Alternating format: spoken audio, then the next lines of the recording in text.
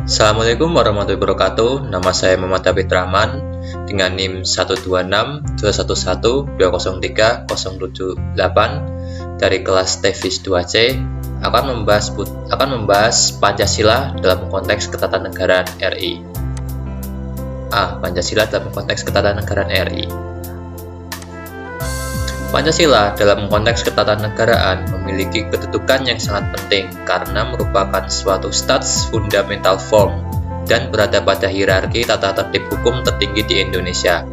Dalam suatu kedudukan dan fungsi Pancasila sebagai dasar negara Indonesia pada hakikatnya merupakan suatu dasar asas kerohanian dalam setiap aspek penyelenggaraan negara termasuk dalam penyusunan tata tertib hukum di Indonesia.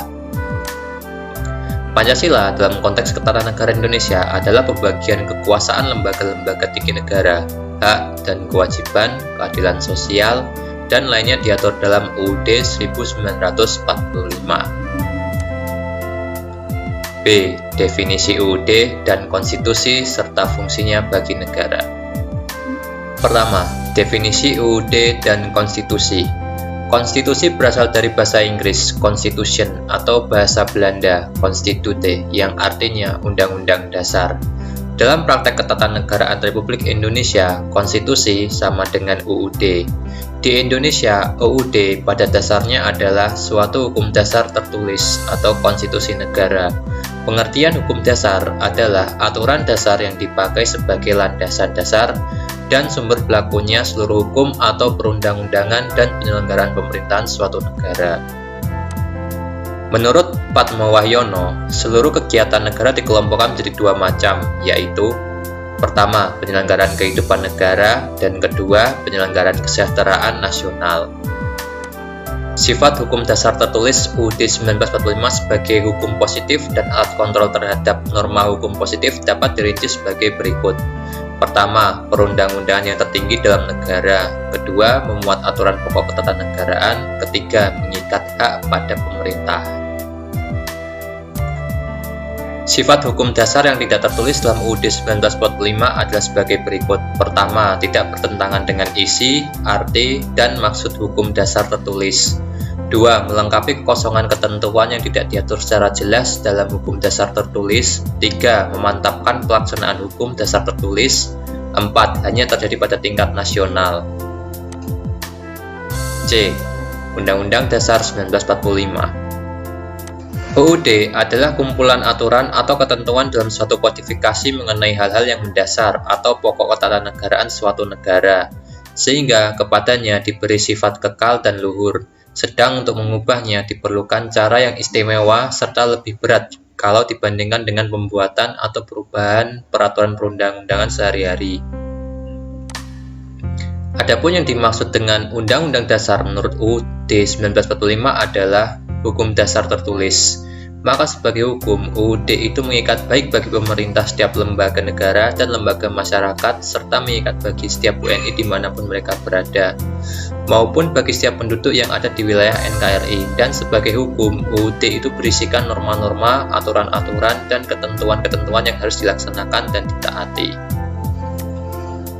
UUD 1945 adalah suatu hukum dasar tertulis atau konstitusi yang menjadi dasar tertulis atau konstitusi negara yang menjadi dasar dan sumber peraturan-peraturan lain atau perundangan yang lain yang berlaku di wilayah NKRI.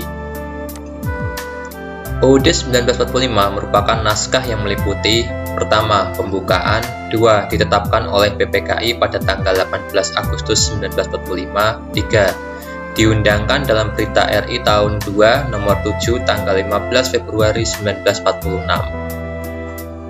Selain UUD 1945, ada undang-undang dasar yang pernah dimiliki dan digunakan bangsa Indonesia, yaitu pertama, UUD 1949 Konstitusi RIS 1949 digunakan pada saat era Republik Indonesia Serikat setelah masa agresi militer Belanda dan peralihan pemerintahan dari kolonial Belanda ke Negara Kesatuan Republik Indonesia pada tahun 1949. 2. UUDS 1950 digunakan pada periode sekitar 17 Agustus 1950 hingga Dekret Presiden 5 Juli 1959. Digunakan secara sementara dari peralihan pemerintahan Republik Indonesia Serikat hingga Konstitusi Sementara Indonesia pada tahun 1950. D. Struktur ketatanegaraan RI berdasarkan UUD 1945. Pertama, sistem pemerintahan setelah amandemen. A. Indonesia negara yang berdasarkan hukum. Negara Indonesia berdasarkan hukum, tidak berdasarkan kekuasaan belaka. Dengan demikian, maka kepastian hukum dapat dirasakan oleh seluruh warga negara. HAM baik secara perseorangan maupun kolektif dijamin oleh negara. B. Sistem konstitusional. Pemerintahan berdasar atas sistem konstitusi, hukum dasar tidak bersifat absolutisme. Kekuasaan tidak terbatas. Dengan ketentuan ini, pemerintah dibatasi oleh ketentuan-ketentuan yang termuat dalam konstitusi. Suatu konstitusi atau konstitusional menjadi pondasi negara yang mengatur pemerintahannya, menspesifikasi kekuasaannya, dan memimpin tindakan-tindakannya. C.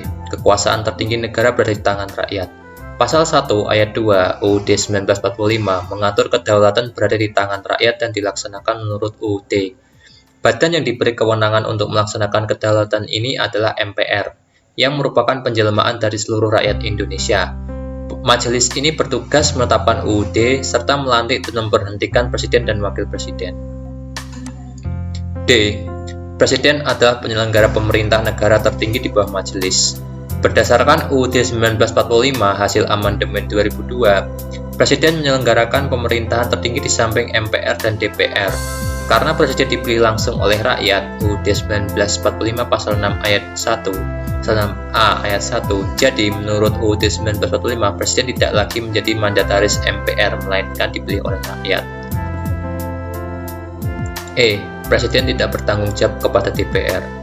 UUD 1945 telah mengatur kerjasama antara Presiden dan DPR, antara lain dalam membentuk undang-undang dan menetapkan anggaran serta belanja negara, pengangkatan duta dan konsul, penganugerahan gelar dan tanda jasa, pemberian amnesti dan abolisi, dan lain-lain.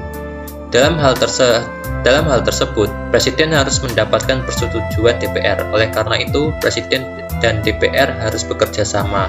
Tetapi tidak dalam arti Presiden bertanggung jawab kepada DPR, karena kedudukan Presiden tidak tergantung kepada DPR. F. Menteri Negara ialah pembantu Presiden dan tidak bertanggung jawab kepada DPR.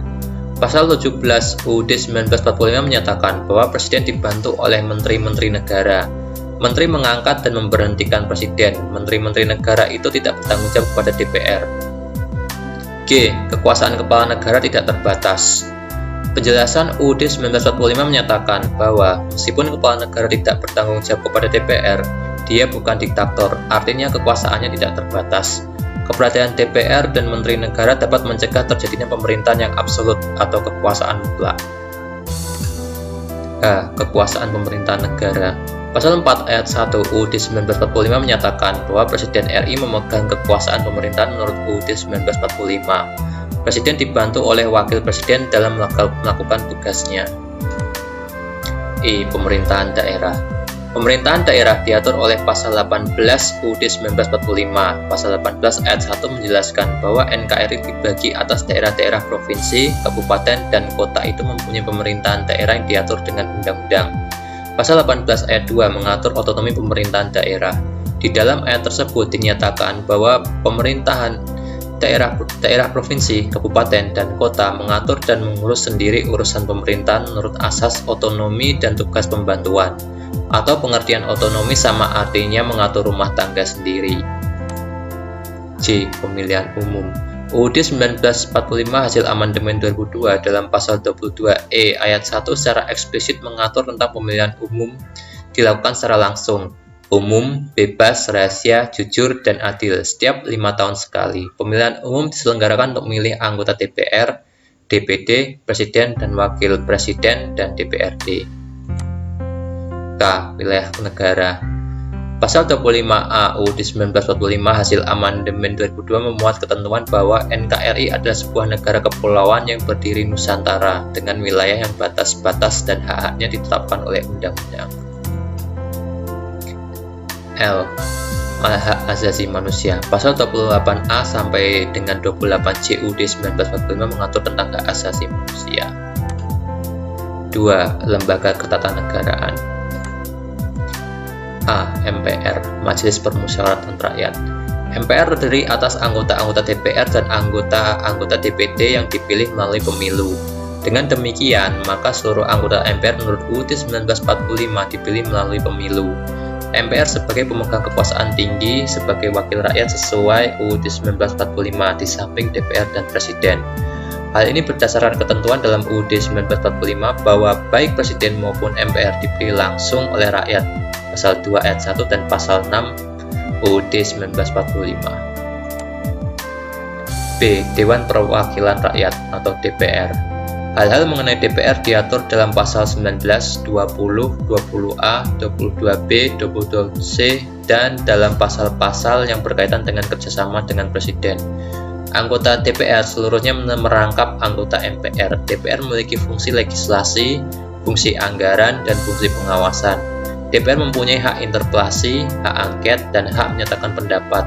Setiap anggota DPR mempunyai hak mengajukan pertanyaan, menyampaikan usul dan pendapat, serta hak imunitas. C. Presiden. Presiden Republik Indonesia memegang kekuasaan pemerintah menurut UUD sebagai sesama lembaga dan sesama anggota badan legislatif. Maka DPR dan Presiden bersama-sama mempunyai tugas antara lain: pertama, membuat undang-undang pasal 5 ayat 1, 20 dan 21, menetapkan undang-undang tentang anggaran pendapatan dan belanja negara pasal 23 ayat 1. 2. Membuat undang-undang berarti menentukan kebijakan politik yang diselenggarakan oleh Presiden atau pemerintah. 3. Menetapkan budget negara, pada hakikatnya berarti menetapkan rencana kerja tahunan DPR melalui anggaran belanja yang telah disetujui dan mengawasi pemerintah dengan efektif. D. DPD, Dewan Perwakilan Daerah. DPD diatur dalam pasal 22C dan pasal 22D. DPD dapat mengajukan kepada DPR rancangan undang-undang RUU yang berkaitan dengan otonomi daerah, hubungan pusat dan daerah, pembentukan dan pemekaran serta penggabungan daerah, pengelolaan sumber daya alam dan sumber daya ekonomi lainnya, serta yang berkaitan dengan pertimbangan keuangan pusat dan daerah.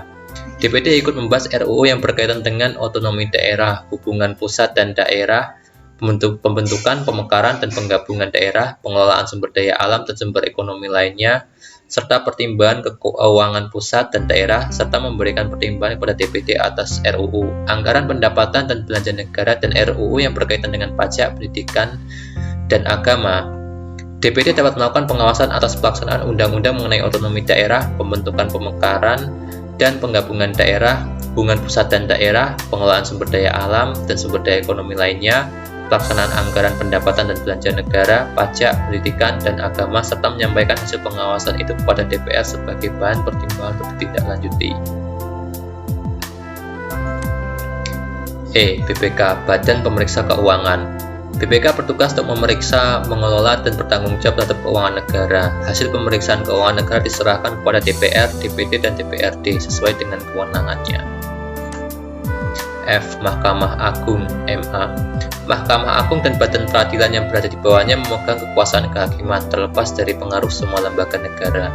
Mahkamah Agung berwenang mengadili pada tingkat kasasi, menguji peraturan perundang-undangan di bawah undang-undang terhadap undang-undang, dan mempunyai wewenang lainnya yang diberikan oleh Undang-Undang Pasal 24A UUD 1945. G. Mahkamah Konstitusi, MK. Mahkamah Konstitusi berwenang mengadili pada tingkat pertama dan terakhir dengan keputusan bersifat final, menguji undang-undang terhadap undang-undang dasar, mengutus sengketa kewenangan lembaga negara dan kewenangan yang diberikan kewenangan oleh UUD, memutus pembubaran partai politik, dan memutus perselisihan tentang hasil pemilihan umum pasal 34C UUD 1945. H. Komisi Yudisial, KY. Komisi Yudisial bersifat mandiri dan mempunyai wewenang mengusul pengangkatan hakim agung dan wewenang lainnya dalam rangka menjaga dan menegakkan kehormatan, martabat, serta perilaku hakim. Pasal 24B UUD 1945. E. Komisi Pemilihan Umum atau KPU. KPU menyelenggarakan pemilihan umum yang bersifat nasional, tetap, dan mandiri. Pasal 22E ayat 5. Sekian pembahasan dari saya mengenai hubungan konteks Pancasila dalam konteks ketatanegaraan. Terima kasih. Wassalamualaikum warahmatullahi wabarakatuh.